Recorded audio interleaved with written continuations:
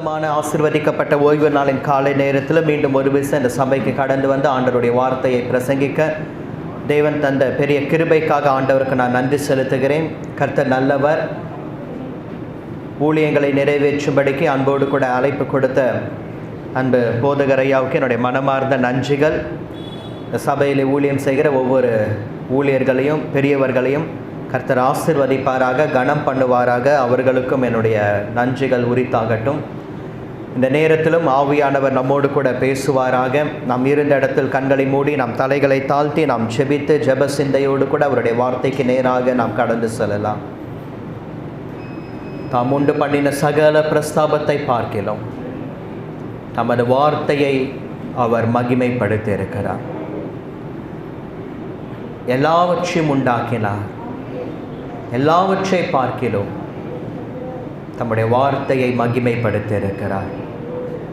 வார்த்தைக்கு ஒரு மகிமை இருக்கிறது. வார்த்தை மகிமை நிறைந்தது. இந்த காலை நேரத்தில் ஆலயத்தில் தங்குகிற மகிமை வார்த்தையின் மூலமாகவும் மகிமை வெளிப்படட்டும் என்று நான் ஜெபிக்கிறேன். நம்முடைய மகிமை பெரிதாய் விளங்குவதாக. அந்த மகிமை வார்த்தையின் மூலமாய் பெரிதாய் விளங்குவதாக. மகிமையும் வார்த்தையும் இன்றைக்கு கிரியை செய்யட்டும். என் கண்மலையும் என் மீட்பருமாகிய கர்த்தாவே, என் வாயின் வார்த்தைகளும் என் இருதயத்தின் தியானமும் மத சமூகத்தில் பிரீதியாய் இருப்பதாக. இயேசுவின் நாமத்தில் பிதாவே, ஆமென். வேதத்தை கையில் வைத்திருக்கிறவர்கள் என்னோடு கூட எடுத்துக்கொள்ளுங்கள். 1 கொரிந்தியர் 1ஆம் அதிகாரம் 17ஆம் வசனம். 1 கொரிந்தியர் அதே வசனம் வாசியுங்கள்.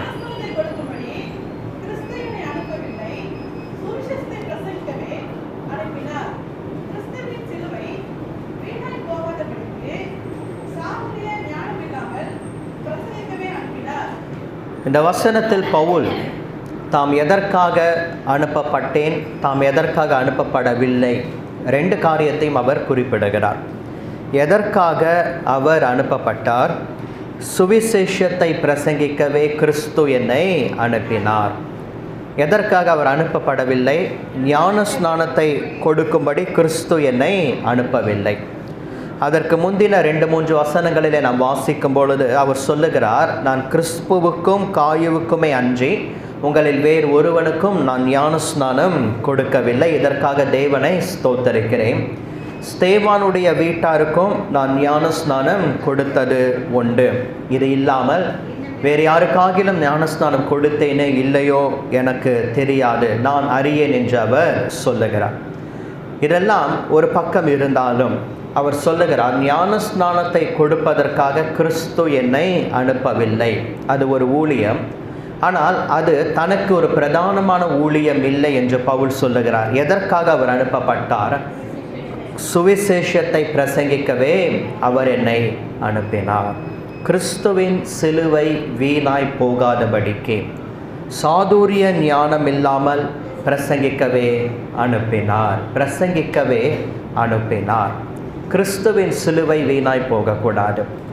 பவுலனுடைய வாஞ்சை விருப்பம் எல்லாம் ஒன்றுதான், கிறிஸ்துவினுடைய சிலுவை வீணாய் போகக்கூடாது. கிறிஸ்து சுமந்த சிலுவை வீணாய் போகக்கூடாது. அவர் சிலுவையில் சிந்தின இரத்தம் வீணாய் போகக்கூடாது. அவர் சிலுவையில் பட்ட அடிகள் காயங்கள் எதுவும் வீணாய் போகவே கூடாது. அதற்காக சாதுரிய ஞானம் இல்லாமல் அவர் என்னை பிரசங்கிக்க அனுப்பினார். ஏனென்றால் அந்த சிலுவையை அவர் சுமந்தார் என்று யோவான் 19ஆம் அதிகாரம் 17ஆம் வசனத்திலே வாசிக்கிறோம். ரோம அரசாங்கம் எத்தனையோ பேரை சிலுவையை சுமக்க நிர்பந்தம் பண்ணினது, சிலுவையிலே அவர்களுக்கு தண்டனையை கொடுத்தது. இயேசுவையும் சிலுவையிலே அறைந்த அந்த நாளிலே மற்ற 2 கள்ளர்களையும் சிலுவையிலே அறைந்தார்கள். ஆனால் பவுல் இந்த வசனத்திலே ரோம அரசாங்கம் யாரையெல்லாம் சிலுவையிலே அறைந்ததோ அவர்களுடைய சிலுவையை குறித்து சொல்லவில்லை. இயேசுவோடு கூட வேறு 2 கள்ளர்கள் சிலுவையிலே அறையப்பட்டார்களே, அவர்களுடைய சிலுவையை குறித்தும் பவுல் எழுதவில்லை. கிறிஸ்து சுமந்த சிலுவை, அந்த சிலுவையிலே அவர் சிந்தின ரத்தம், அந்த சிலுவையிலே அவர் பட்ட காயங்கள். ஆகையினாலே கிறிஸ்துவனுடைய சிலுவை வீணாய் போகவே கூடாது. 2 கல்லர்கள் சுமந்தார்களே, அந்த சிலுவை வீணாய் போகக்கூடாது என்று பவுல் சொல்லவில்லை. இது தவிர ரோம அரசாங்கம் யாரையெல்லாம் சிலுவையிலே அறைந்ததோ அவர்களுடைய சிலுவை வீணாய் போக வேண்டும் என்று பவுல் விரும்பவில்லை. ஏனென்றால் அவர்கள் எல்லாருமே மனிதர்கள். ஆனால் இவரோ தேவனுடைய ரூபமாய் இருந்து அவருக்கு சமமாய் இருப்பதை கொள்ளையாடின பொருளாக எண்ணாமல் தம்மை தாமே வெறுமையாக்கி அடிமையின் ரூபம் எடுத்து மனுஷ சாயலா இந்த பூமிக்கு அவர் வந்தாரே, அவர் சுமந்த அந்த சிலுவை வீணாய் போகவே கூடாது. சிலுவை வீணாய் போகக்கூடாது. இதுதான் பவுலனுடைய வாஞ்சை, இதுதான் பவுலனுடைய விருப்பம். இது ஒரு லென்ட் சீசன். நாம் கேட்டது போல சபையிலே ஒவ்வொரு நாளும் மாலை நேரம் சிலுவை தியான கூட்டங்கள் நடைபெற்று கொண்டு வருகிறது என்று கேட்டோம். இந்த காலை நேரத்திலும் கூட சிலுவையை குறித்து தான் நாம் தியானிக்க போகிறோம். சிலுவையிலே இருந்து நாம் கற்றுக்கொள்ள வேண்டிய ஒரு 3 விஷயங்கள், அதை தான் இந்த காலை நேரத்தில் தியானிக்க ஆண்டவர் நமக்கு உதவி செய்வாராக. சிலுவையின் மூலமாக நாம் கற்றுக்கொள்ள வேண்டியவைகள், நாம் தெரிந்து கொள்ள வேண்டியவைகள். மத்தேயு எழுதின சுவிசேஷம் 11ஆம் அதிகாரம் 29ஆம் வசனத்தில் ஆண்டவர் சொன்னாரே, என்னிடத்தில் கற்றுக்கொள்ளுங்கள் என்று. என்னிடத்தில் கற்றுக்கொள்ளுங்கள் என்று அவர் சொல்லுகிறார். நாம் அவரிடத்திலிருந்து கற்றுக்கொள்ள வேண்டும். சிலுவையிலிருந்து நாம் கற்றுக்கொள்ள வேண்டிய விஷயங்கள் இருக்கிறது. அது என்ன? முதலாவதாக ஃபர்ஸ்ட் பாயிண்ட், பிலிப்பியருக்கு எழுதின நிருபம் 2ஆம் அதிகாரம் 8ஆம் வசனம். பவுல் பிலிப்பியருக்கு எழுதின நிருபம் அதிலே 2ஆம் அதிகாரம் 8ஆம் வசனத்தை வாசிக்கலாம்.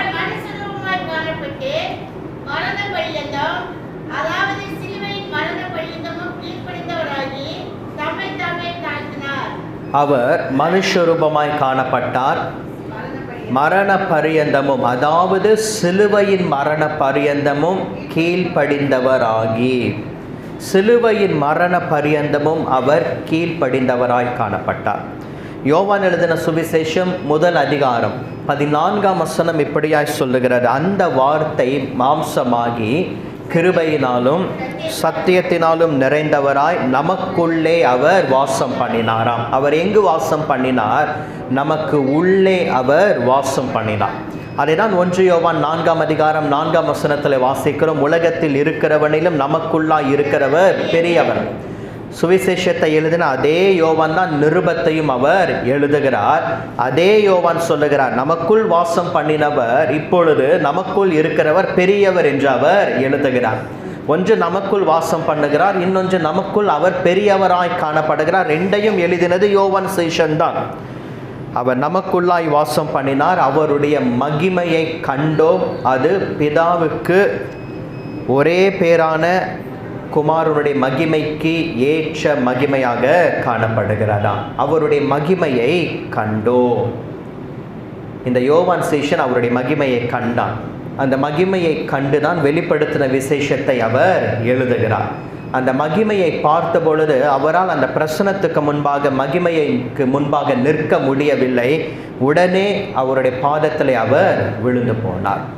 தேவனுடைய அந்த மகிமையை குறித்து யோவான் சேஷன் சுவிசேஷத்திலும் எழுதியிருக்கிறார், வெளிப்படுத்தின விசேஷத்திலும் அவர் எழுதி வைத்திருக்கிறார். அவர் தேவனுடைய ரூபமாய் காணப்பட்டார், ஆனாலும் சிலுவையின் மரண பரியந்தமும் அவர் கீழ்ப்படிந்தவராய் காணப்பட்டார். கீழ்ப்படிந்தவராகி, இன்றைக்கு பிரியமானவர்களே, சிலுவை நமக்கு கற்றுக் கொடுக்கிற முதல் காரியம், இல்லை என்றால் சிலுவையின் மூலமாக நாம் கற்றுக்கொள்ள வேண்டிய முதல் காரியம் கீழ்ப்படிதல். தேவனுக்கு கீழ்ப்படிந்திருங்கள், பிசாசுக்கு எதிர்த்து நில்லுங்கள், அப்பொழுது அவன் உங்களை விட்டு ஓடி போவான். நாம் அநேகருக்கு கீழ்ப்படிய வேண்டும் என்று வேதம் சொல்லுகிறது. முதலாவதாக நாம் தேவனுக்கு கீழ்ப்படிய வேண்டும். பிரதானமாக கொடுக்கப்பட்ட கட்டளை அதுதான், தேவனுக்கு கீழ்ப்படிந்திருங்கள். வார்த்தைக்கு கீழ்ப்படிய வேண்டும். ஆவியானவர் பேசுகிறதை, சபைகளுக்கு சொல்லுகிறதை காதுள்ளவன் கேட்க வேண்டும். அந்த வார்த்தைக்கு கீழ்ப்படிய வேண்டும். கர்த்தர் பேசும் பொழுது, அந்த வசன நமக்கு நேராக வரும் பொழுது அந்த வசனத்துக்கு நாம் கீழ்ப்படிய வேண்டும். வார்த்தை நம்மை திருத்துகிறதா, கீழ்ப்படிய வேண்டும். வார்த்தை நம்மை எச்சரிக்கிறதா, கீழ்ப்படிய வேண்டும். வார்த்தை நம்மோடு கூட இடைப்படுகிறதா, வார்த்தைக்கு கீழ்ப்படிய வேண்டும். ஏனென்றால் அவர்தான் வார்த்தை, அவருடைய நாமம் தேவனுடைய வார்த்தை. பிள்ளைகளே, உங்கள் பெற்றோர்களுக்கு கீழ்ப்படியுங்கள். பெற்றோர்களுக்கு கீழ்ப்படிய வேண்டும் பிள்ளைகள். உங்களை நடத்துகிறார்களே ஆவிக்குரிய தலைவர்கள், போதகர்கள், மேய்ப்பர்கள், அவர்களுக்கு கீழ்ப்படிய வேண்டுமா? பவுல் சொல்லுகிறார், அவர்களுக்கு கீழ்ப்படிந்திருங்கள் என்று. இப்படி பிரியமானவர்களை, கர்த்தருக்கு கீழ்ப்படிய வேண்டும், அவருடைய வார்த்தைக்கு கீழ்ப்படிந்திருக்க வேண்டும், பெற்றோர்களுக்கு கீழ்ப்படிந்திருக்க வேண்டும். நம்மை நடத்துகிறவர்களுக்கு, நம்முடைய ஆத்துமாக்களுக்கு உத்தரவாதம் பண்ணுகிறவர்கள் அதை துக்கத்தோடு செய்யாமல் சந்தோஷத்தோடு அதை செய்யும்படிக்கு நாம் அவர்களுக்கு கீழ்ப்படிந்திருக்க வேண்டும். பிசாசுக்கு எதிர்த்து நில்லுங்கள். இவர்களுக்கெல்லாம் கீழ்ப்படிய வேண்டும். ஒருவனுக்கு எதிர்த்து நிற்க வேண்டும், பிசாசுக்கு எதிர்த்து நில்லுங்கள். அப்பொழுது அவன் உங்களை விட்டு ஓடி போவான்.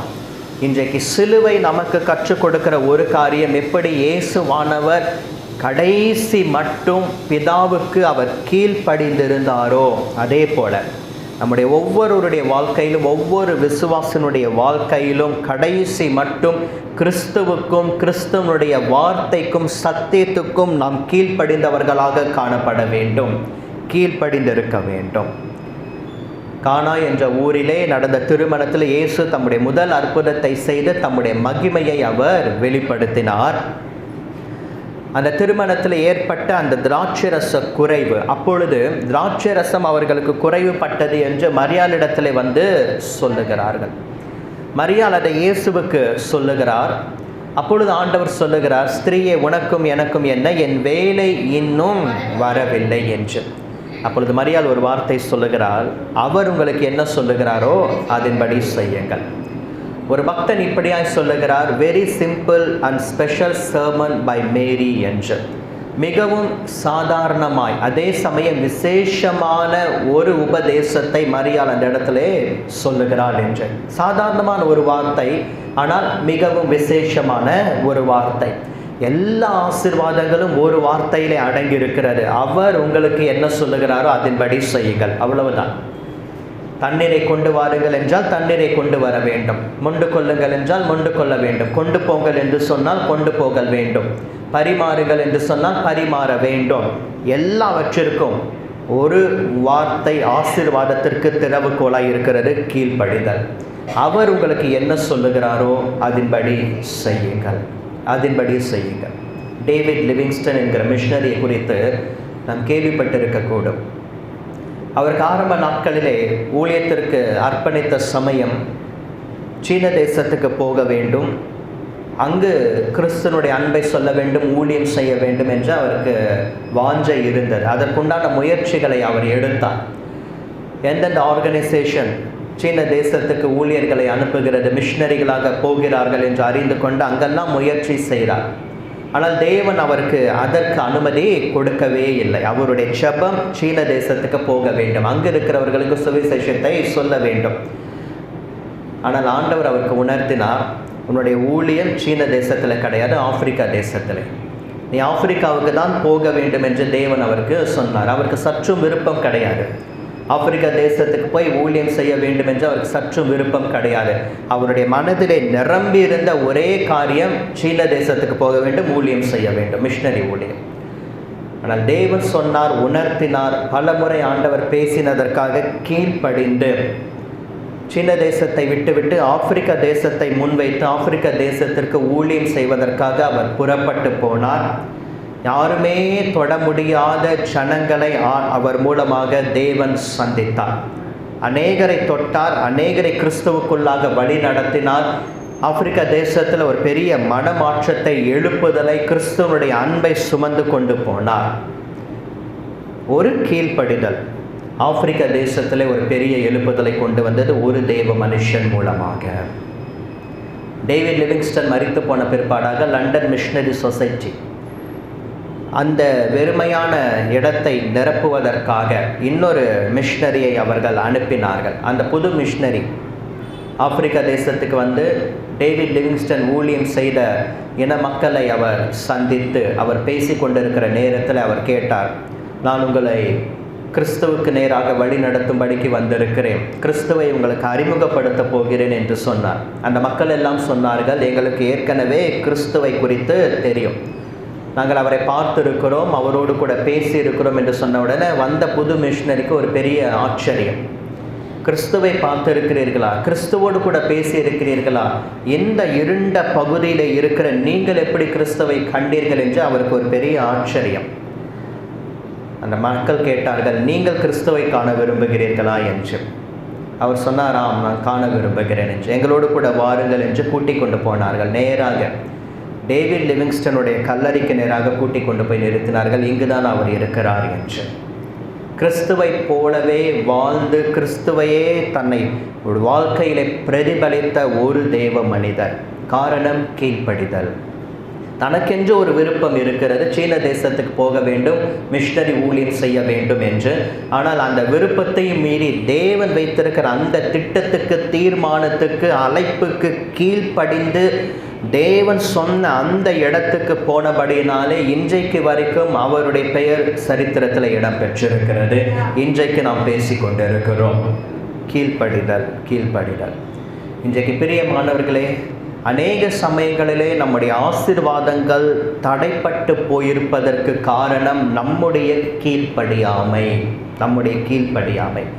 ஏன் ஆசீர்வாதம் தடைப்பட்டு போகிறது? அவர் சரியாக ஜெபிக்கலை, எனக்காக இவங்க சரியாக ஜெபிக்கலை, எனக்காக சபை சரியாக ஜெபிக்கவில்லை, எனக்காக ஊழியர்கள் சரியாக ஜெபிக்கவில்லை. கிடையாது. நாம் கீழ்ப்படியாமல் இருக்கிறோம், அவ்வளவுதான். நாம் கீழ்ப்படியாமல் இருக்கிறபடியினால்தான் நம்முடைய ஆசீர்வாதங்களை நம்முடைய கீழ்ப்படியாமை தடுத்து கொண்டிருக்கிறது. இதை விட்டுவிடு என்று சொன்னால் ஆண்டவர் விட வேண்டும். இதை பிடித்துக்கொள் என்று சொன்னால் பிடித்துக்கொள்ள வேண்டும். இது போ என்று சொன்னால் போக வேண்டும். இங்கு போகாது என்று சொன்னால் போகக்கூடாது. ஆபிரகாமினுடைய ஒரு கீழ்ப்படிதல் தான் இன்றைக்கு ஆபிரகாமை விசுவாசிகளுக்கு தகப்பனாக, முற்பிதாக்களில் முதற் பேரானவராக நிறுத்தி வைத்திருக்கிறது. தேவன் என்றால் யார் என்றே தெரியாத ஒரு காலகட்டத்திலே, அவருடைய சத்தத்தை மிக மிக அரிதாய் கேட்கப்படுகிற ஒரு காலத்திலே ஆபிரகாமுக்கு வந்த ஒரு அழைப்பு. ஆதியாகமம் 12ஆம் அதிகாரத்திலே, நீ உன் தகப்பன் வீட்டையும் இனத்தையும் தேசத்தையும் விட்டுவிட்டு நான் உனக்கு காண்பிக்கும் தேசத்துக்கு போ, நான் உன்னை ஆசீர்வதித்து உன் பேரை பெருமைப்படுத்துவேன், நீ ஆசீர்வாதமாய் இருப்பாய் என்று சொன்னாரே. தேவன் என்றால் யார் என்றே தெரியாத ஒரு குடும்பத்தில் பிறந்து வளர்ந்து வந்து ஆண்டவருடைய சத்தத்தை கேட்க கூடாத மனிதர்கள் நடுவில் இருந்து அவருடைய சத்தத்தை முதல் முறையாக கேட்டு எல்லாவற்றையும் விட்டுவிட்டு எப்படி புறப்பட்டு போக முடியும் என்கிற நிலைமையிலே ஆண்டவருக்கு கீழ்ப்படிந்து புறப்பட்டு போனபடியினாலே கிழக்கு, மேற்கு, தெற்கு, வடக்கு என்று எம்மட்டும் நடந்து திரிந்தாரோ எல்லாவற்றையும் அவர் சுதந்திரித்துக் கொண்டார். காரணம் 12ஆம் அதிகாரத்திலே வந்த அழைப்புக்கும் சத்தத்துக்கும் கீழ்ப்படிந்தபடியினாலே. இன்றைக்கு உங்களுக்கு ஒரு அழைப்பு வருகிறது என்றால் கீழ்ப்படிய வேண்டும். உங்களுக்கு ஒரு சத்தம் வருகிறது என்றால் கீழ்ப்படிய வேண்டும். தேவனுடைய வார்த்தை இன்றைக்கு உங்களுக்கு நேராக வருகிறது என்றால் கீழ்ப்படிய வேண்டும். ஆண்டவர் கீழ்ப்படிந்திருந்தார். ஆண்டவருக்கு கீழ்ப்படிந்திருந்தார்கள். ஆண்டவராக இயேசு கிறிஸ்து பிதாவுக்கு கீழ்ப்படிந்தார். ஆண்டவராக இயேசு கிறிஸ்துவுக்கு அவரோடு கூட இருந்தவர்கள் கீழ்ப்படிந்திருந்தார்கள். இன்றைக்கு வார்த்தைக்கு நாம் கீழ்ப்படிய வேண்டும். கர்த்தருடைய சத்தத்துக்கு நாம் கீழ்ப்படிய வேண்டும். அவர் உங்களுக்கு என்ன சொல்லுகிறாரோ அதன்படி செய்யுங்கள். சிலுவையின் மரண பரியந்தமும் அவர் கீழ்ப்படிந்தவராய் காணப்பட்டார். அவர் தேவனுக்கு சமமாய் இருந்தார். அவருடைய ரூபமாய் காணப்பட்டார். அவருடைய ஒரு மகிமைக்கு ஏற்ற ஒரு மகிமை அவருக்கு காணப்பட்டது. ஆனால் இதையெல்லாம் அவர் கொள்ளையாடின பொருளாக எண்ணாமல், மேன்மையாக எண்ணாமல் தம்மை தாமே அவர் தாழ்த்தினார். கீழ்ப்படிந்திருந்தார். இன்றைக்கும் பெற்றோர்களுக்கு கீழ்ப்படியுங்கள். உங்களை நடத்துகிறார்களே ஆவிக்குரிய வாழ்க்கையில் அவர்களுக்கு கீழ்ப்படிந்திருங்கள். வார்த்தைக்கு கீழ்ப்படியுங்கள். சத்தியத்துக்கு கீழ்ப்படிந்திருங்கள். தேவனுக்கு கீழ்ப்படிந்திருங்கள். இரண்டாவதாக, சிலுவை நமக்கு சொல்லிக் கொடுக்கிற அடுத்த காரியம், அதே பிலிப்பியருக்கு எழுதின நிருபம் 2ஆம் அதிகாரம் 8ஆம் வசனத்தினுடைய கடைசி பகுதி முழுவதுமாக வாசிக்கலாம். அந்த வசனத்தை பிலிப்பியர் 2:8.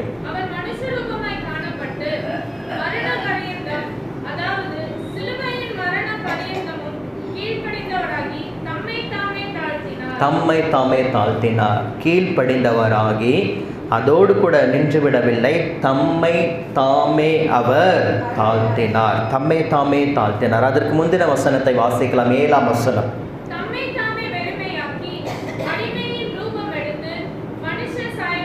தம்மை தாமே வெறுமையாக்கி அடிமையின் ரூபம் எடுத்து மனுஷ சாயலானார். பாருங்கள், 2 வசனங்கள். 7ஆம் வசனத்திலே தம்மை தாமே வெறுமையாக்கினார்.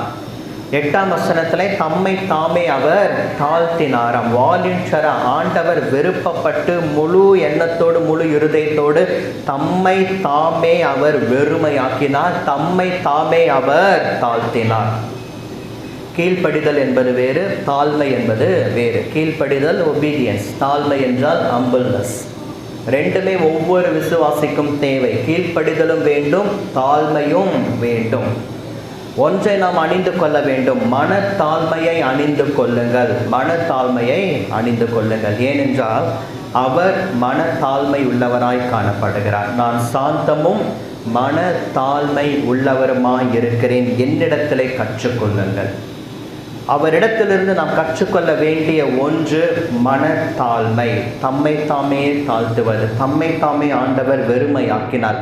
எந்த இடத்துல அவர் தம்மை தாமே வெறுமையாக்கினார்? யோவான் எழுதின சுவிசேஷம் 13ஆம் அதிகாரத்திலே மேல் வீட்டறையிலே பஸ்கா பண்டிகையை ஆசரிக்கிற சமயம் இயேசுவானவர் தம்முடைய 12 சீஷர்களோடு கூட அந்த இடத்திலே ஒரு புது உடன்படிக்கையை அவர் ஏற்படுத்துகிறார். அந்த புது உடன்படிக்கையை ஏற்படுத்துகிற அந்த நேரத்திலே ஆண்டவராகிய இயேசு கிறிஸ்து தம்மை தாமே அவர் வெறுமையாக்கி, தம்மை தாமே அவர் தாழ்த்தி 12 சீஷர்களுடைய கால்களையும் அந்த இடத்துல அவர் கழுவினார். இது ஒரு அடிமை செய்கிற ஒரு வேலை. ஒரு அடிமை செய்கிற வேலையை ஆண்டவராகிய இயேசு கிறிஸ்து குருவாய் காணப்படுகிறவர் தம்முடைய சீஷர்களுக்கு அவர் செய்தார். ஒரு அடிமையாக அவர் தன்னை அந்த இடத்திலே காண்பித்து ஒரு முன்மாதிரியை ஆண்டவர் அந்த இடத்துல அவர் வைத்து தம்மை தாமே அவர் வெறுமையாக்கி அடிமையின் ரூபம் எடுத்தார். கால்களை கழுவுவது ஒரு அடிமை செய்கிற வேலை. கைகளை கழுவுவது ஒரு அடிமை செய்கிற வேலை. பழைய ஏற்பாட்டு காலத்தில் கைகளை கழுவுவது. ஆகையினால்தான் எலியாவின் கைகளுக்கு தண்ணீர் வார்த்த எலிசா, இதெல்லாம் பழைய ஏற்பாட்டு காலத்தில் ஒரு அடிமை செய்கிற வேலை. தண்ணீர் குடம் சுமந்து கொண்டு போவது ஒரு அடிமை செய்கிற வேலை. இயேசு இந்த மேல் வீட்டு அறையை தீர்மானிப்பதற்கு முன்பாக சீஷர்களுக்கு சொல்லுகிறார் அல்லவா, உங்களுக்கு எதிரே இருக்கிற கிராமத்துக்கு போங்க, தண்ணீர் குடம் சுமந்து கொண்டு போகிற ஒரு மனிதன் உங்களுக்கு எதிர்படுவான், அவனுக்கு பின்பே போங்கள், அவன் எந்த வீட்டுக்குள் பிரவேசிக்கிறானோ அந்த வீட்டு எஜமானனை நீங்கள் கண்டு ஆண்டவர் பஸ்காவை ஆசரிக்க விரும்புகிறார் என்று சொல்லுங்கள், அவன் எல்லாம் ஆயத்தமாக இருக்கிற ஒரு மேல் வீட்டறையை காண்பிப்பான், அந்த இடத்துல பஸ்காவை ஆயத்தம் பண்ணுங்கள் என்று. தண்ணீர் குடம் சுமந்து கொண்டு போவது அடிமை செய்கிற வேலை. கைகளை கழுவுவது அடிமை செய்கிற வேலை. கால்களை கழுவுவது அடிமை செய்கிற வேலை. ஒரு அடிமையின் ரூபம் அவர் எடுத்தார். அடிமையின் ரூபம் எடுத்தார். மேலோட்டமாக சொல்லிவிட்டு போகவில்லை, செய்து காண்பித்தார். சிலுவையை சுமந்து கொள்ளுங்கள் என்று அவர் சொல்லிவிட்டு போகவில்லை, செய்து காண்பித்தார். அவரே சுமந்து கொண்டு போனார். அடிமையின் ரூபம் எடுக்க வேண்டும் என்று சொல்லிவிட்டு போகவில்லை, செய்து காண்பித்தார். மேல் வீட்டறையிலே செய்து காண்பித்தார். தாழ்மையா இருங்கள் என்று வெறும் வார்த்தையிலே சொல்லிவிட்டு போகவில்லை, ஆண்டவராக இயேசு கிறிஸ்து அதை செய்து காண்பித்தார். செய்து காண்பித்தார். இன்றைக்கு பிரியமானவர்களே, சிலுவை உயர்த்தப்பட வேண்டும், நாம் தாழ்த்தப்பட வேண்டும். யோவான் ஸ்நானகன் அதைதான் சொல்லுகிறார், அவர் பெருகவும் நான் சிறுகவும் வேண்டும். அவர் பெருக வேண்டும், நான் சிறுக வேண்டும். சிலுவை உயர்த்தப்பட வேண்டும், நான் தாழ வேண்டும். சிலுவை நமக்கு கற்றுக் கொடுக்கிற முதல் காரியம் கீழ்ப்படிதல். கீழ்ப்படிதல். அதோடு கூட சிலுவை நமக்கு கற்றுக் கொடுக்கிற இன்னொரு விஷயம் தாழ்மை. மனத்தாழ்மையை அணிந்து கொள்ளுங்கள். தேவன் நமக்கு பல மேன்மைகளை கொடுத்திருக்கலாம், கிருபைகளை, வல்லமைகளை எல்லாம் ஆண்டவர் கொடுத்திருக்கலாம். நம்ம மேல் இருக்கிற அபிஷேகம் பெரிதாய் காணப்படுகலாம். ஆண்டவர் நமக்கு 9 வரங்களையும் கொடுத்திருக்கலாம், வல்லமைகளை கொடுத்திருக்கலாம். நம்முடைய விசுவாசம் பெரிதாக காணப்படலாம். நம்முடைய பெயருக்கு அடுத்ததாக எத்தனையோ டிகிரிஸ் இருக்கலாம், நமக்கு பல மேன்மைகள் இருக்கலாம். ஆனால் எல்லாவற்றிற்கும் மேலாக நமக்கு ஒரு மனத்தாழ்மை காணப்பட வேண்டும். அதெல்லாம் ஒன்றும் கிடையாது, கிருபை, அவ்வளவுதான். தேவன் நமக்கு கொடுத்திருப்பது எல்லாமே நம்முடைய மேன்மைக்காக அல்ல, நம்ம காலரை தூக்கி விட்டுக்கிறதற்காக கிடையாது. கிருபை. கிருபையாய் கர்த்தர் நமக்கு படிப்பை கொடுத்திருக்கிறார். கிருபையாய் தேவன் நமக்கு ஞானத்தை கொடுத்திருக்கிறார். கிருபையாய் நமக்கு சொத்துக்களையும் ஆஸ்திகளையும் ஆண்டவர் கொடுத்திருக்கிறார். கிருபையாய் நமக்கு வேலை சம்பாத்தியத்தை ஆண்டவர் கொடுத்திருக்கிறார். கிருபையாய் நமக்கு வரங்களையும் வல்லமைகளையும் ரட்சிப்பையும் அபிஷேகத்தையும் ஆண்டவர் கொடுத்திருக்கிறார். இதெல்லாம் பெற்றுக்கொள்வதற்கு நமக்கு எந்த ஒரு தகுதியும் கிடையவே கிடையாது. நாம் ரட்சிக்கப்பட்டதே கிருபையாம். எபேசியர் 2:5 தான் சொல்லுகிறது, கிருபையினால் ரட்சிக்கப்பட்டீர்கள், இது உங்களால் உண்டானது அல்ல, இது தேவனுடைய ஈவு. நாம் பெற்றுக்கொண்டது எல்லாமே தேவனுடைய ஈவு. நாம் பெற்றுக்கொண்ட ஒவ்வொன்றுமே ஆண்டவன் நமக்கு கொடுத்த கிருபை. தகுதியே இல்லை. கிருபை என்றால் என்ன அர்த்தம்? ஆம்பிளிஃபைட் பைபிள் வேர்ஷனுடைய ஒரு ப்ராப்பர் மீனிங் இதுதான். தகுதியே இல்லாதவனுக்கு காண்பிக்கப்படுகிற தயவு. நமக்கு என்ன தகுதி இருக்கிறது? ஒன்றுமே கிடையாது. பழைய ஏற்பாடாக இருந்திருந்தால் இந்த ஆல்ச்சருக்கு உள்ளாக பிரவேசிப்பதற்கும் நமக்கு தகுதி கிடையாது. ஆனால் இந்த இடத்துல நிற்பதற்கும் நின்று ஆண்டவரை மகிமைப்படுத்துவதற்கும் கொடுக்கப்பட்டிருக்கிற ஒரு காரியம் கிருபை. நமக்கு ஒன்றுமே கிடையாது. ஆகையினால்தான் வேதம் சொல்லுகிறது, மீண்டும் மீண்டும் மீண்டும் பெருமை உள்ளவர்களுக்கு தேவன் எதிர்த்து நிற்கிறார், தாழ்மை உள்ளவர்களுக்கு கிருபை அளிக்கிறார் என்று. சிலுவை நமக்கு கற்றுக் கொடுக்கிற ஒரு காரியம் தாழ்மை. மனத்தாழ்மையாய் இருக்க வேண்டும். மனத்தாழ்மையாய் இருக்க வேண்டும். எவ்வளவுதான் கர்த்தர் உயர்த்தினாலும் சரி, ஒரு தாழ்மை காணப்பட வேண்டும்.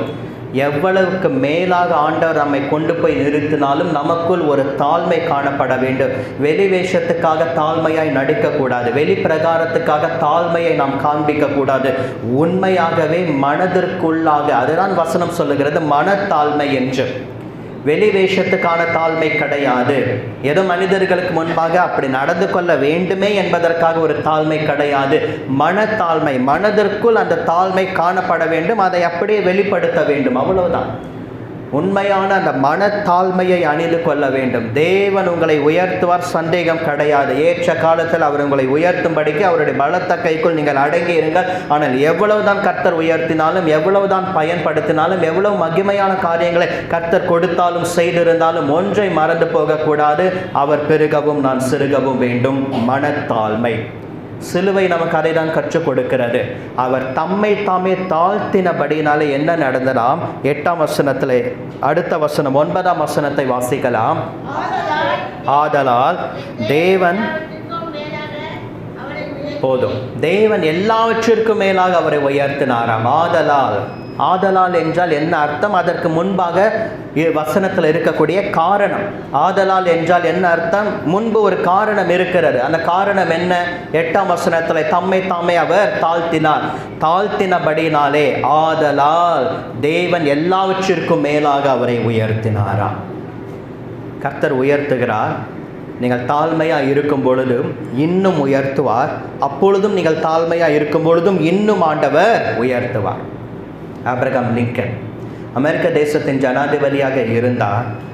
அவரை குறித்து ஒரு குறிப்பு இப்படியாக சொல்கிறது. அவர் அமெரிக்க தேசத்துக்கு ஜனாதிபதியாக மாறினாலும் கடைசி வரைக்கும் தன்னுடைய ஷூக்கு தானே பாலிஷ் போட்டுக்கொள்வார். சிறு வயதிலே இருந்தே தகப்பனிடத்திலிருந்து ஆபிரகாம் லிங்கன் கற்றுக்கொண்ட ஒரு தாழ்மை, ஒரு கீழ்ப்படிதல் அவரை கொஞ்சம் கொஞ்சமாக உயர்த்தி தேசத்துக்கே, அமெரிக்க தேசத்துக்கே ஜனாதிபதியாக மாறினாலும் தனக்குள்ளாக இருக்கக்கூடிய தாழ்மையை விட்டுவிடக்கூடாது, எக்காலத்துக்கும் ஒரு பெருமை வந்துவிடக்கூடாது என்று எண்ணி கடைசி மட்டும் தன்னுடைய ஷூக்கு தானே பாலிஷ் போட்டுக்கொள்வார். தாழ்மை. இன்றைக்கு பிரியமானவர்களை, கனம் பண்ணுகிறதிலே ஒருவரை ஒருவர் முந்திக் கொள்ளுங்கள். இதெல்லாம் தாழ்மைக்கு அடையாளம். இந்த வசனம் எதற்கு அடையாளம்? தாழ்மைக்கு அடையாளம். நான் ஒன்றுமே கிடையாது, என்னை தாழ்த்துகிறேன், நான் வருகிறேன், உங்களை கனம் பண்ணுகிறேன், கனம் பண்ணுகிறதிலே நான் முந்திக் கொள்ளுகிறேன். ஏன் நான் தான் போய் பிரேசலாம் சொல்லணுமா? அவர் சொல்ல மாட்டாரா? ஏன் நான் தான் போய் ஸ்தோத்திரம் சொல்லணுமா? அவர் சொல்ல மாட்டாரா? அவருக்கு முன்னாடி நான் ரட்சிக்கப்பட்டேன், அவருக்கு முன்னாடி நான் ஞானஸ்நானம் எடுத்தேன், அவருக்கு முன்னாடியே நான் கிறிஸ்துவை அறிந்து கொண்டேன். இதெல்லாம் ஒன்றும் கிடையாது. கனம் பண்ணுகிறதிலே ஒருவரை ஒருவர் முந்திக் கொள்ளுங்கள். இந்த வசனம் எதற்கடையாளம்? மனத்தாழ்மையை காண்பிக்கிறது. கிறிஸ்து அதை தான் வெளிப்படுத்தினார். என்னிடத்திலிருந்து கற்றுக்கொண்ட சீஷர்களுக்கு முன்பாக நான் ஏன் என்னை தாழ்த்த வேண்டும் என்று ஆண்டவராக இயேசு கிறிஸ்து நினைக்கவில்லை. அவர்களுக்கு கற்றுக் கொடுத்தார். என்னிடத்தில் கற்றுக்கொள்ளுங்கள் என்று அவர் சொன்னாரே, கற்றுக் கொடுத்தார். மேல் வீட்டு அறையிலே யாரும் இல்லாத அந்த இடத்திலே பூட்டப்பட்ட அறையிலே 12 சீஷர்களுக்கும் மனத்தாழ்மை என்றால் என்ன என்பதை ஆண்டவர் கற்றுக் கொடுத்தார். இன்றைக்கு சிலுவை நமக்கு சொல்லிக் கொடுக்கிற ஒரு காரியம், சிலுவையில் இருந்து நாம் கற்றுக்கொள்ள வேண்டிய காரியம் கீழ்ப்படிதல், அடுத்ததாக தாழ்மை, மூன்றாவதாக எபிரேயர் 12ஆம் அதிகாரம் 2ஆம் வசனத்தை வாசிக்கலாம். எபிரேயர் 12ஆம் அதிகாரம் 2ஆம் வசனம்.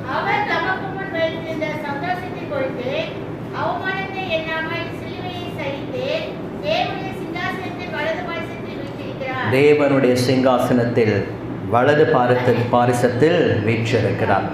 இது ஒரு ஆசீர்வாதம், ஒரு உயர்வு. அவர் எங்கு வீற்றிருக்கிறார்? தேவனுடைய சிங்காசனத்தின் வலது பாரிசத்தில் அவர் வீற்றிருக்கிறார், உட்கார்ந்திருக்கிறார். நாம் வாசித்தோம் பிலிப்பியர் 2ஆம் அதிகாரம் 9ஆம் வசனம். ஆகையினாலே தேவன் எல்லாவற்றிற்கும் மேலாக அவரை உயர்த்தி என்று. எப்படி உயர்த்தினா? அதைதான் எபிரேயருக்கு எழுதின ஆக்கியோன் சொல்லுகிறார். அவர் உன்னதமான, உயரமான, மகிமையான பெரிய வெள்ளை சிங்காசனத்துக்கு வலது பார்சத்திலே அவர் வீற்றிருக்கிறார். அந்த வலது பார்சத்தில் வீற்றிருக்கிறார். அவ்வளவாய் கர்த்தர் உயர்த்தி விட்டாராம். அதற்கு அடுத்ததாக உயர்த்துவதற்கு இடம் இல்லை. அந்த அளவுக்கு தேவன் அவரை உயர்த்தி விட்டார். அந்த அளவுக்கு ஆண்டவர் உயர்த்தி விட்டார். இதுதான் உச்சி உயர்வு. அதற்கு அடுத்ததாக உயர்த்துவதற்கு இடம் இல்லை என்று சொல்லக்கூடிய அளவுக்கு பிதாவானவர் தம்முடைய குமாரனுடைய கீழ்ப்படுதலை கண்டு, தம்முடைய குமாரனுடைய தாழ்மையை கண்டு அவர் அந்த அளவுக்கு அவர் உயர்த்தி விட்டார். சிங்காசனத்தின் வலது பார்சத்தில் அவர் வீற்றிருக்கிறார். ஆனால் அதற்கு முன்பாக என்ன நடந்ததாம்? அவமானத்தை எண்ணாமல் சிலுவையை அவர் சகித்து, அவமானத்தை எண்ணவில்லை, சிலுவையை அவர் சகித்தார். எந்த ஒரு காரணமே இல்லாமல், ஒரு வேலிட் ரீசன் இல்லாமல் பிதாவானவர் குமாரனை சிங்காசனத்தின் வலது பார்சத்தில் வீற்றிருக்கும்படிக்கு செய்தாரா? இல்லை. ஒரு கிரயம் செலுத்தப்பட்டது. ஒரு கிரயம் செலுத்தப்பட்டது. என்ன கிரயம்? அவமானத்தை எண்ணவில்லை, சிலுவையை சகித்தார். சிலுவையை சகித்தார் என்றால் என்ன அர்த்தம்?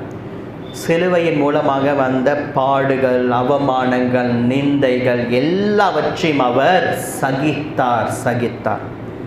சொல்வார்கள் அல்லவா, சகிப்புத்தன்மை என்று சொல்லுவார்கள். பவுல் சொல்லுகிறார், நான் எவ்வளவோ துன்பங்களை சகித்து கொண்டார். எதுவுமே பேசாமல், மாற்று வார்த்தை சொல்லாமல், மறுமொழி சொல்லாமல், எதிர்த்து நிற்காமல் அவர் எல்லாவற்றையும் அவர் சகித்து கொண்டார். அடிகள் விழுகிறதா? சகித்து கொண்டார். குட்டினார்களா? சகித்து கொண்டார். ஞான திருஷ்டியினாலே யார் உன்னை அடித்தார்கள்? சகித்து கொண்டார். துப்பினார்கள், சகித்து கொண்டார். வாரினால் அடித்தார்கள், சகித்து கொண்டார். எத்தனை பரியாசங்கள்! பிலாத்தின் அரண்மனையில் விசாரிக்கப்படுகிற நேரத்தில் போர் சேவகர்களுடைய பரியாசம், வஸ்திரங்களை எல்லாம் எடுத்து போட்டு ஒரு சிவப்பு மேலங்கியை கொடுத்து அவரை பரியாசம் பண்ணினார்கள். சாதாரண ஒரு போர் சேவகர் ராஜாதி ராஜாவை பரியாசம் பண்ணினார்கள், சகித்து கொண்டார். வேதபாரர்களுடைய பரியாசம் சகித்து கொண்டார். பரிசேயர்களுடைய பரியாசம் சகித்து கொண்டார். சிலுவை சுமந்து கொண்டு போகிற நேரத்தில் யூத ஜனங்களுடைய பரியாசம் சகித்து கொண்டார். மற்றவர்களை ரட்சித்தான், தன்னைத்தானே ரட்சித்துக் கொள்ள திராணி இல்லை, பரியாசம் சகித்து கொண்டார். எதையுமே. அப்பொழுதும் அவர் சொல்லுகிறார், நீங்கள் எனக்காக அழாமல் உங்களுக்காகவும் உங்கள் பிள்ளைகளுக்காகவும் அழுங்கள். எல்லாவற்றையும் சகித்து கொண்டார். சகிப்புத்தன்மை. இன்றைக்கு பிரியமானவர்களை, சிலுவை நமக்கு சொல்லிக் கொடுக்கிற ஒரு காரியம் இல்லை என்றால் சிலுவையின் மூலமாக நாம் கற்றுக்கொள்ள வேண்டிய ஒரு காரியம் சகிப்புத்தன்மை. எவ்வளவோ துன்பங்களை நான் சகித்தேன் என்று பவுல் சொல்லுகிறார். எத்தனையோ துன்பங்களை அவர் சகித்தார். அந்நியர்களால் வந்த மோசங்கள், சுய ஜனங்களால் வந்த மோசங்கள், கப்பற்சேதங்களினால் வந்த மோசங்கள், கள்ளர்களால் வந்த மோசங்கள், உபவாசங்கள், கண் விழிப்புகள், தியாகங்கள், எத்தனையோ துன்பங்கள். யூதருடைய முறைமையின்படி 40ற்கு 1 குறை 5 முறை அடிக்கப்பட்டு, எத்தனையோ முறை கல்லெறியப்பட்டார், எத்தனை முறை தண்டனைக்கு நேராக அவர் போனார், எத்தனை முறை தலை வெட்டப்பட வேண்டும் என்கிற சூழ்நிலைக்கு நேராக அவர் தள்ளப்பட்டார், எத்தனையோ முறை எதிர்ப்புகள், பிரச்சனைகள், எவ்வளவோ துன்பங்களை சகித்தார். காரணம் ஒன்றே ஒன்றுதான், கிறிஸ்துவின் சிலுவை வீணாய் போகக்கூடாது. அவருடைய சிலுவை வீணாய் போகக்கூடாது என்பதற்காக எவ்வளவோ துன்பங்களை சகித்தே. இன்றைக்கு நமக்கு துன்பங்கள் உண்டு, இல்லை என்று சொல்ல முடியாது. பிரச்சனைகளும் போராட்டங்களும் நெருக்கங்களும் தேவைகளும் துக்கங்களும் அநேகம் நமக்கு இருக்கிறது. ஆனால் அவைகளின் நடுவிலே அவைகளை சகிக்கக்கூடிய ஒரு குணம், சகித்து கொள்ளக்கூடிய ஒரு குணம், பொறுமையாக ஏற்றுக்கொள்ளக்கூடிய ஒரு குணம், இதற்கெல்லாம் தேவன் ஒரு பலன் கொடுப்பார் என்று அமைதியாக இருக்கக்கூடிய ஒரு குணம், சிலுவையை சகித்தார். இன்றைக்கு நாம் சிலுவையை சுமக்கிறோம் அல்லவா? ஒருவன் என் பின்னே வர விரும்பினால் அவன் தன்னைத்தான் வெறுத்து. ஆண்டவரை பின்பற்ற வேண்டும் என்றால் ஃபஸ்ட்டு குவாலிஃபிகேஷன் தன்னைத்தானே வெறுக்க வேண்டும். நம்முடைய சுயத்தை வெறுக்க வேண்டும், நம்முடைய மாம்சத்தை வெறுக்க வேண்டும், உலகத்தை வெறுக்க வேண்டும், பொருளாசையை வெறுக்க வேண்டும். நீதிமொழிகளில் சாலமன் அதைதான் சொல்லுகிறார், பொருளாசையை வெறுக்கிறவர்கள் தீர்காயுசை பெறுவார்கள் என்று. தன்னைத்தான் வெறுத்து, அதற்கு அடுத்ததாக சிலுவையை சுமந்து, அது செகண்ட் குவாலிஃபிகேஷன், சிலுவையை சுமக்க வேண்டும். அதற்கு அடுத்த ஒரு குவாலிஃபிகேஷன் அனுதினமும், எப்பொழுதாகிலும் ஒரு முறை கிடையாது, not only in Lent season, 366 நாட்களும் கடைசி மட்டும் அனுதினமும் டே பை டே ஒவ்வொரு நாளும் சிலுவையை சுமந்து கொண்டு எனக்கு பின்பாக வர கடவுள். நிறைய குவாலிஃபிகேஷன்ஸ் இருக்குது. தன்னைத்தான் வெறுக்க வேண்டும், ரெண்டாவதாக சிலுவையை சுமக்க வேண்டும், மூன்றாவதாக அனுதினமும் சுமக்க வேண்டும், நான்காவதாக அவருக்கு பின்பாக போக வேண்டும். சிலுவையை சுமந்து கொண்டு அங்கங்கன்ட்டு மேய்ஞ்சின்னு இருக்கக்கூடாது, அலைஞ்சிக்கிட்டு இருக்கக்கூடாது. அவருக்கு பின்பாக போக வேண்டும். அழைப்பு வந்துவிட்டால் எங்கெங்கோ போகக்கூடாது, அவருக்கு பின்பாக போக வேண்டும். தரிசனம் கிடைத்துவிட்டால் எங்கெங்கோ சுற்றி கொண்டு இருக்கக்கூடாது, அவருக்கு பின்பாக போக வேண்டும். அந்த சிலுவையை சுமக்கும் பொழுது வருகிற பிரச்சனைகள், எதிர்ப்புகள், போராட்டங்கள், அதை தான் பேதுரு சொல்லுகிறார், உங்களில் ஒருவன் கிறிஸ்தவனாக இருப்பதனால் பாடுபட்டால் அவன் அந்த நிமித்தம் வெட்கப்படாமல் இருந்து தேவனை மகிமைப்படுத்த கடவன். சிலுவையை சகித்து கொள்ள வேண்டும். சிலுவையின் நிமித்தமாக வருகிற எதிர்ப்புகள், பிரச்சனைகள், போராட்டங்கள் எல்லாவற்றையும் சகித்து கொள்ள வேண்டும், சகித்து கொள்ள வேண்டும். கம்யூனிஸ்ட் தேசத்திலே சிறைச்சாலைகளிலே தள்ளப்பட்ட கிறிஸ்தவர்கள் வாரத்துக்கு ஒரு நாள் தான் சாப்பாடு கொடுப்பாங்களாம். அந்த ஒரு நாள் சாப்பாடு கொஞ்சம் தண்ணி, பிரெட்டு, அவ்வளோதான். அந்த பிரெட்டையும் தண்ணியும் வைத்து சிறைச்சாலைக்குள்ளாக இருக்கக்கூடிய சக விசுவாசிகளோடு கூட அவர்கள் கம்யூனியன் சர்வீஸ் நடத்தி கொள்வார்கள். வாரத்துக்கு ஒரு நாள் சாப்பாடு. டார்ச்சர்டு ரூமுக்கு கூட்டி கொண்டு போவார்கள். 24 மணி நேரத்தில் 20 மணி நேரம் டார்ச்சர்டு ரூம். ரிச்சர்ட் உம்பரான் என்ற தேவ மனிதர் சொல்லுகிறார், எல்லா பாடுகளையும் சகித்து கொள்ள முடியும். வாரத்துக்கு ஒரு நாள் சாப்பாடா பரவாயில்லை. பெரிய ஐஸ் பார் மேலே நிற்க வைத்து சங்கிலிகளினாலே கட்டி சாட்டைகளினாலே அடிக்கிற அடி சகித்து கொள்ள முடியும். டார்ச்சர்டு ரூம் அதை சகித்து கொள்ள முடியாது என்று சொல்லுவார். 24 மணி நேரத்தில் 20 மணி நேரம் அந்த டார்ச்சர்டு ரூமுக்குள்ளே நிற்க வைத்து வேதம் பொய், கிறிஸ்து பொய்யான ஒரு மனிதர், வசனங்கள் பொய், கம்யூனிசம் நல்லது, கால்மார்க்ஸ் கொள்கைகள் நல்லது, லெனின் கொள்கைகள் நல்லது என்று இப்படி அந்த ஒரு ஸ்பீக்கரை மாட்டி விட்டுட்டு அந்த வார்த்தைகளை 20 மணி நேரம் கேட்க வைத்து அவருடைய மைண்டு பைத்தியம் பிடித்தது போல மாறிவிடுமா. சகித்து கொண்டார்கள். எத்தனையோ அடிகளை சகித்து கொண்டார்கள். கம்யூனிஸ்ட் தேசத்தின் சிறைச்சாலையில் இருந்த விசுவாசிகள் கிறிஸ்துவை ஆராதித்ததின் நிமித்தமாக. ரிச்சர்ட் உம்பரான் என்ற தேவ மனிதர் சொல்லுகிறார், 14 ஆண்டுகள் கழித்து சிறைச்சாலையை விட்டு வெளியே வந்த பொழுது ஒரே ஒரு கலர் தான் அவர் மைண்டில் இருந்ததுதான், கிரே கலர். மற்ற எல்லா கலரும் மறந்துடுச்சு. ஏனென்றால் 14 வருஷமும் ஒரே கலர் தான். யூனிஃபார்ம் கிரே கலர், வால் paint grey colour, tortured room grey colour. அந்த கிரே கலரை தவிர வேறு எதுவுமே அவங்களுக்கு கண்ணுக்கு தெரியவே தெரியாது. மற்ற கலர்ஸ்லாம் மறந்துடுச்சு. க்ரீன், ப்ளூ, ரெட், எத்தனை கலர்ஸ் இருக்குது, எல்லா கலர்ஸும் மறந்துடுச்சு. கிரே கிரே என்று கண்கள் அது நிமித்தமாக பாதிக்கப்பட்டது. சகித்து கொண்டார்கள். எவ்வளவோ துன்பங்கள் சகித்து கொண்டார்கள். சிலுவை சொல்லிக் கொடுக்கிற ஒரே காரியம் சகிப்புத்தன்மை. ஆகையினால்தான் அவரை பிதாவானவர் எல்லாவற்றிற்கும் மேலாக உயர்த்தினார். கர்த்தர் உங்களை உயர்த்துவார். நீங்கள் துன்பங்களை சகித்து கொள்ளும் பொழுது, பொறுமையாக ஏற்றுக்கொள்ளும் பொழுது அதற்கு உண்டான ஒரு பலனை கர்த்தர் வைத்திருக்கிறார். பொறுமை உள்ளவர்கள் பாக்கியவான்கள். அவர்கள் பூமியை சுதந்திரித்துக் கொள்வார்கள். ஆபிரகாமுடைய பொறுமை, பூமியை சுதந்திரித்துக் கொண்டார். யோபனுடைய பொறுமை, சுதந்திரவாளியாக கர்த்தர் வைத்தார். சகித்து கொள்கிற தன்மை. பிரியமானவர்களே, 3 காரியங்கள். சிலுவை நமக்கு கற்றுக் கொடுக்கிற முதல் காரியம் கீழ்ப்படிதல், 2வதாக தாழ்மை, 3வதாக சகிப்புத்தன்மை. சிலுவையின் மூலமாக நாம் கற்றுக்கொள்கிற இந்த 3 காரியமும் நம்முடைய வாழ்க்கையில் ஒவ்வொரு நாளும் கடைபிடிக்க ஆவியானவர் நமக்கு உதவி செய்வாராக. என்னிடத்தில் கற்றுக்கொள்ளுங்கள், என்னிடத்தில் கற்றுக்கொள்ளுங்கள். ஜெபிக்கலாமா? இருந்த இடத்துல கண்களை மூடி. ஞானஸ்தானத்தை கொடுக்கும்படி கிறிஸ்து என்னை அனுப்பவில்லை, சுவிசேஷத்தை பிரசங்கிக்கவே அனுப்பினார். கிறிஸ்துவின் சிலுவை வீணாய் போகாதபடிக்கு சாதுரிய ஞானம் இல்லாமல் பிரசங்கிக்கவே அனுப்பினார். அவருடைய சிலுவை வீணாய் போகக்கூடாது, பாடு மரணங்கள் வீணாய் போகக்கூடாது, அவர் சிந்தின ரத்தம் வீணாய் போகக்கூடாது, அவர் அடிக்கப்பட்ட அடிகள் வீணாய் போகக்கூடாது, அவருடைய அவமானங்கள் பரியாசங்கள் வீணாய் போகக்கூடாது. எருசலேமின் வீதிகளிலே நமக்காக சிலுவையை சுமந்து கொண்டு நம்முடைய கடைசி சொட்டு ரத்தத்தை கொல்கொதா மலையின் சிலுவையில் அவர் சிந்தினாரே, அது வீணாய் போகக்கூடாது. கெத்சமனே தோட்டத்திலே மரணத்துக்கு ஏதுவான துக்கத்தை அவருடைய ஆத்மாவிலே ஏற்றுக்கொண்டாரே, அது வீணாய் போகக்கூடாது, வீணாய் போகக்கூடாது. ஆகையினாலே சிலுவையின் நிமித்தமாக கீழ்ப்படுதலை கற்றுக்கொள்ள வேண்டும், தாழ்மையை கற்றுக்கொள்ள வேண்டும், சகிப்புத்தன்மையை கற்றுக்கொள்ள வேண்டும். இந்த 3ஐயும் நாங்கள் கற்றுக்கொள்ளுகிறோம். ஆண்டவரே, போதகரே, எங்களுக்கு நீர் போதித்தீர், அதற்காக உமக்கு ஸ்தோத்திரம். போதகரே, எங்களுக்கு கற்றுக் கொடுத்தீர், ஸ்தோத்திரம்.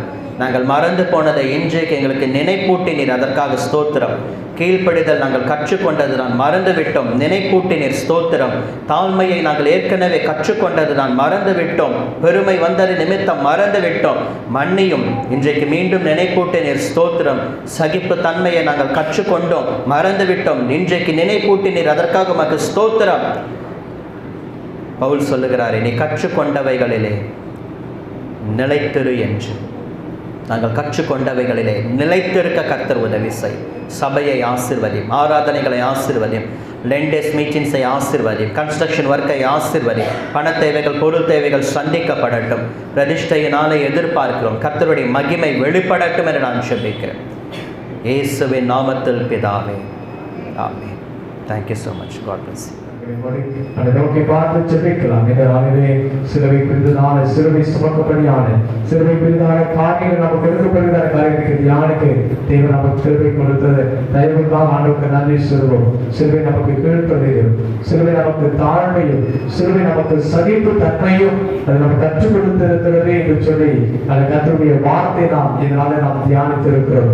வாழ்க்கை கீழ்ப்படுதலும் மன தாழ்மையும் சகிப்பு தன்மை தேவன் நமக்கு கொடுக்கபடியாக அர்ப்பணித்து நாம் ஜெபிக்கலாம். எல்லா ஆசீர்வாதங்களுக்கும் ஒன்று காரணமாக இருக்கிற பரலோக தேவனை ஆசீர்வதிக்கப்பட்டதான அந்த மகிழ்ச்சியான காலங்களுக்காக நாங்கள் துதிக்கிறோம், ஸ்தோத்திரிக்கிறோம், நன்றி சொல்லுகிறோம். தகப்பனே, தேவ நாமத்திற்கு மகிமையாக நாங்கள் இணைந்து அனைவருக்குமாய் இணைந்து தேவ நாமத்தை மகிமைப்படுத்த கொடுத்து நல்ல தரத்திற்காக, ஸ்நாக்கியத்திற்காக, மேன்மையான இந்த பாக்கியத்திற்காக கர்த்தரை நாங்கள் ஸ்தோத்திரிக்கிறோம், நன்றி சொல்லுகிறோம். தகப்பனே, உங்க மாறாத பிரசன்னத்தினால் நிரப்பினீர், நல்ல இயற்கை நன்மையாய் எங்களுக்கு மூர்ச்சியாய் மாற்றி கொடுத்து நம்மை ஸ்தோத்திரிக்கிறோம். இணைந்து நாங்கள் துதி சத்தத்தை உயர்த்தி அனைவரே பரலோக ராஜாவை போற்றும்படியான பொருளான 20 நீதிகளுக்கு தந்ததற்காக உம்மை ஸ்தோத்திரிக்கிறோம். தகப்பனே, இந்த நாளில் நாங்கள் கேட்டு வார்த்தைகளுக்காக நன்றி சொல்கிறோம். எங்கள் பரிசுத்த ஆவியானவர் நண்பு தேவதாசனை மறைத்து பேசினேன், அதற்காக உமக்கு ஸ்தோத்திரம். தகப்பனே, சிலுவையின் சகிப்புத்தன்மையும், சிலுவை கீழ்ப்படுதலையும், மனத்தாழ்மையும் எனக்கு கற்றுக் கொடுப்பதற்காக ஸ்தோத்திரம். மூன்றுகளை வாழ்நாள் அனைவரை அபியாசிக்கும் போது அனைவரின் தேவன் தாமே பிதாவாக தேவன் குமாராகிய கிறிஸ்துவை உன்னதத்திலே உயர்த்துவது போல இந்த மூன்று நீர்களை உயர்த்தி வைப்பதற்கு நல்லவராய் இருப்பதற்காக ஸ்தோத்திரம். வாழ்க்கை நாங்கள் சிலுவை அடையாளமாய் வைத்து மாத்திரம் அல்லாமல் சிலுவை அனைவரே ஸ்தோத்திரிக்கிறவையா பாரம்பரிய சின்னமாய் அனைவர் வைத்துக் கொள்ளாதபடி அதனுடைய மேன்மைகளை நாங்கள் கற்று அதன்படி வாழும்படியான இருதயத்தை தேவன் எங்களுக்கு தந்தல்லபடியாக ஒப்பு கொடுத்து நாங்கள் ஜெபிக்கிறோம். இந்த வாரத்திலே பிறந்தநாளை காண்கிற அன்பு தேவ பிள்ளைகளுக்காக கர்த்தரை ஸ்தோத்திரம் பண்ணுகிறோம். அனைவரும் புதிய ஆண்டை காண செய்வதற்காக ஸ்தோத்திரம். இந்த புதிய ஆண்டிலே உங்க மகிமை மகிமையான பிரசனம் பெறப்பட்டும். வேண்டிய கடன் சுகம் அல்லது வேண்டியதான சத்துவத்தின் தேவன் பெருக பண்ணி படிக்கிற பிள்ளைகளுக்குரிய ஞானத்தையும் குடும்ப தலைவருக்குரிய ஆசீர்வாதங்களையும் தேவன் கொடுக்கபடியாக நாங்கள் ஜெபிக்கிறோம் ஐயா.